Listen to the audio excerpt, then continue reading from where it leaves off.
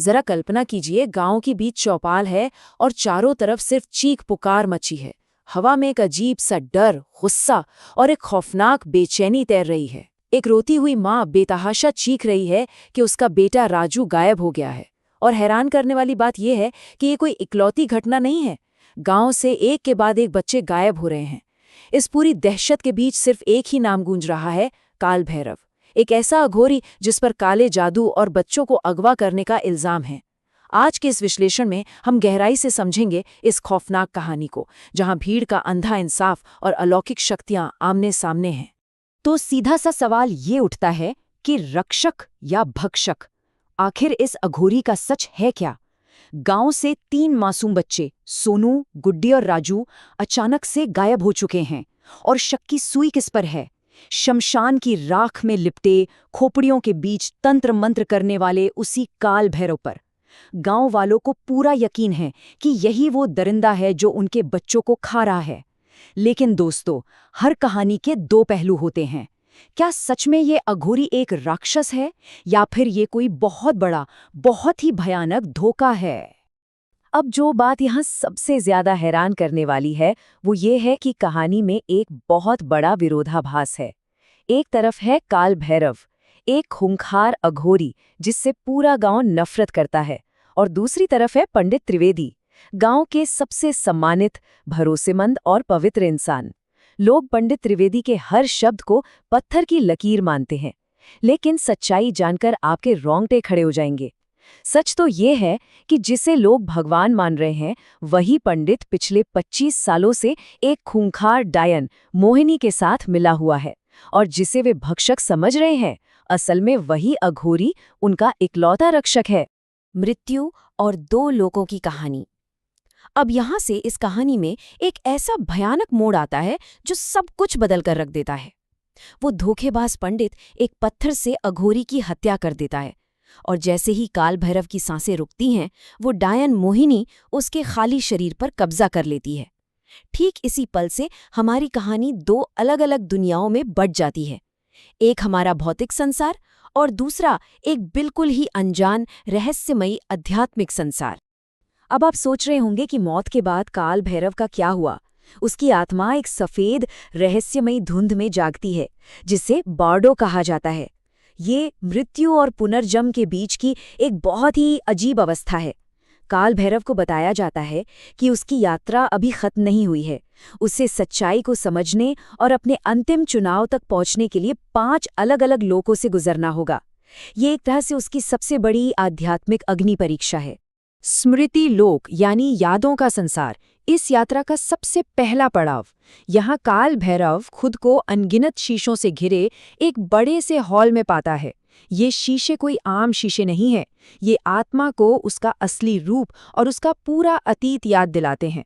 और यहीं पर एक बहुत ही दिल दहला देने वाली सच्चाई सामने आती है। चलिए थोड़ा पीछे चलते हैं और देखते हैं कि ये सब शुरू कैसे हुआ। बात 25 साल पुरानी है। काल भैरव हमेशा से ऐसा नहीं था। वह राजेश नाम का एक बहुत ही सीधा-साधा सरकारी क्लर्क हुआ करता था। उसकी एक प्यारी सी पत्नी सविता और 5 साल की बेटी पूजा थी। एक दिन राजेश जंगल में मोहिनी नाम की डायन का शिकार होने से तो बच जाता है, लेकिन डायन इस हार से बौखला जाती है और राजेश की पत्नी और बेटी को बेरहमी से मार डालती है। उसी दिन दर्द और नफरत की आग में जलता हुआ राजेश काल भैरव नाम के खूंखार अघोरी के रूप में जन्म लेता है। भौतिक संसार, आरती का मिशन। चलिए वापस चलते हैं असल दुनिया में। अघोरी के मरते ही आरती नाम की एक लड़की की तीसरी आंख अचानक से जागृत हो जाती है। ये वही लड़की है जिसे 5 साल पहले काल भैरव ने बचाया था, और अब काल भैरव की आत्मा सीधा आरती से संपर्क करती है। काल भैरव की आत्मा आरती को एक ऐसा मिशन सौंपती है जो लगभग नामुमकिन सा लगता है। पहला काम, पंडित त्रिवेदी और उस डायन के 25 साल पुराने गठजोड़ का दुनिया के सामने पर्दाफाश करना। दूसरा काम, अघोर तंत्र ग्रंथ नाम की एक रहस्यमयी लाल किताब को खोजना। और तीसरा, सबसे अहम काम, काल भैरव को वापस बुलाने का एक जटिल अनुष्ठान करना। दांव पर पूरा गांव लगा है और उम्मीद सिर्फ इस एक लड़की पर है। कर्मलोक, जहां आत्मा का वजन तय होता है। इधर असल दुनिया में आरती अपना काम शुरू करती है और उधर बार्डो में काल भैरव कर्मलोक में प्रवेश करता है। यह सुनहरी रोशनी से नहाया हुआ एक ऐसा लोक है जहां एक विशाल ब्रह्मांडीय तराजू पर आत्मा के हर एक कर्म को तौला जाता है। और ये कर्मों का हिसाब बहुत ही शानदार तरीके से दिखाता है कि कोई भी पूरी तरह से परफेक्ट नहीं होता। तराजू पर एक तरफ सफ़ेद पत्थर हैं जो उसके अच्छे कर्म हैं, जैसे आरती की जान बचाना, मुफ्त में बीमारों का इलाज करना और बिना किसी को बताए गांव की रक्षा करना। लेकिन दूसरी ओर काले पत्थर भी हैं, जैसे कभी गुस्से में पत्नी को धक्का देना या चोर को बेरहमी से पीटना। और सबसे भारी काला पत्थर है उसके मन का वो अपराध बोध कि वो अपने परिवार को बचा नहीं पाया। तराजू काफी डगमगाता है, लेकिन अंत में उसके निस्वार्थ कर्मों की वजह से सफ़ेद पत्थरों वाला पल्ला भारी रहता है। माया लोक शांति का भ्रम। परीक्षा पास करने के बाद काल भैरव के सामने मोक्ष का रास्ता खुल जाता है। उसे अनंत शांति का प्रस्ताव दिया जाता है। और सिर्फ इतना ही नहीं, उसके सामने उसकी मृत पत्नी और बेटी का भ्रम पैदा किया जाता है जो उसे अपने पास बुला रही हैं। ये वो पल है जिसके लिए वो पिछले 25 सालों से तड़प रहा था। लेकिन क्या वो इस लालच में फंसता है? बिल्कुल नहीं। उसका संकल्प एकदम साफ है। वो कहता है, जब तक अधर्म जीवित है मेरा मोक्ष अधूरा है। यह इस कहानी का सबसे शक्तिशाली क्षण है। वो जानता है कि जीवित दुनिया खतरे में है, इसलिए वो अपने परिवार के भ्रम और अपनी हमेशा की शांति को ठुकरा देता है। अंतिम बलिदान। कहानी अब बिल्कुल अपने चरम पर आ चुकी है। आरती शमशान की कुटिया में अनुष्ठान के मंत्र पढ़ रही है और तभी वो दुष्ट पंडित त्रिवेदी उसे रोकने के लिए वहां पहुंच जाता है। माहौल में एकदम से सन्नाटा छा जाता है। तो यहाँ सबसे अहम बात यह है कि काल भैरव हार नहीं मानता। वो धुएं और राख से एक बेहद खूंखार अघोर रूप में वापस लौटता है। आते ही वो उस पाखंडी पंडित को एक खोपड़ी के प्याले में जिंदा राख बना देता है। लेकिन असली लड़ाई तो अभी बाकी थी।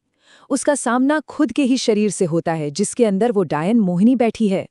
बिना एक पल सोचे अघोरी अपने ही शरीर को एक तांत्रिक चक्र में बांधता है और अपने ही सीने में त्रिशूल घोंप देता है। शरीर नष्ट होते ही वो डायन हमेशा के लिए खत्म हो जाती है। सच ही कहा गया है कि कुछ लड़ाइयां जीतने के लिए खुद को खोना पड़ता है। जब सच्चाई सामने आती है तो पूरे गांव को अपने किए पर बहुत गहरा पछतावा होता है। जरा सोचिए, जिस इंसान को उन्होंने पत्थरों से मार डाला, उसी ने उनकी जान बचाने के लिए अपना शरीर और अपना मोक्ष तक त्याग दिया। उसी पछताप में गांव वाले उस अघोरी के सम्मान में एक मंदिर बनाते हैं। अंत में यह कहानी हमें एक बहुत ही गहरे और झकझोर देने वाले विचार के साथ छोड़ जाती है। यदि सच्चे कर्तव्य के लिए अपने ही मोक्ष का बलिदान देना पड़े तो हमें दोषी ठहराने वालों की रक्षा करने की वास्तविक कीमत क्या है? यह सिर्फ एक डरावनी कहानी नहीं है, बल्कि इस बात का प्रतीक है कि एक छिपे हुए रक्षक होने का बोझ कितना भारी हो सकता है, खासकर तब जब दुनिया आपको ही राक्षस मान बैठे।